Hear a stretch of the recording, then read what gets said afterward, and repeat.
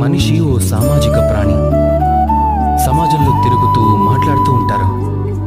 బంధుత్వాలు కలుపుకుంటారు, వాటిని పెంచుకుంటారు. సంతోషాన్ని ఇస్తారు, వాటిని సంపాదించుకుంటారు, తమ దుఃఖాలను తగ్గించుకుంటారు. కానీ ఒక విషయాన్ని అర్థం చేసుకోలేరు. తమవారు ఎవరు, ఇక పరాయివారు ఎవరు అన్నది.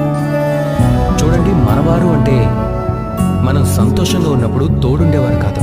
మనవారు ఎవరు అంటే మనం కష్టాల్లో ఉన్నప్పుడు ప్రారంభం నుంచి చివరి వరకు అండగా నిలబడి ఉండేవారు.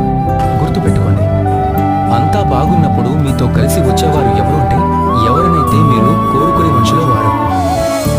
కానీ బాధల్లో ఉన్నప్పుడు, సమస్యల్లో, కష్టాల్లో, ఒంటరితనంలో మీకు అండగా ఉండేవారు, ఎప్పుడు మీకు తోడుగా ఉండేవారు, వారు ఎలాంటి వారు అంటే తమరిని కోరుకునేవారు.